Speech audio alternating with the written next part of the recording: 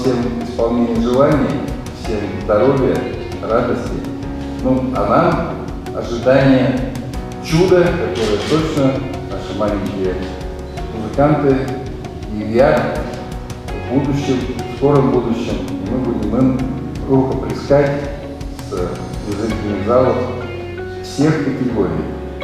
Всего самого доброго, в добрый путь.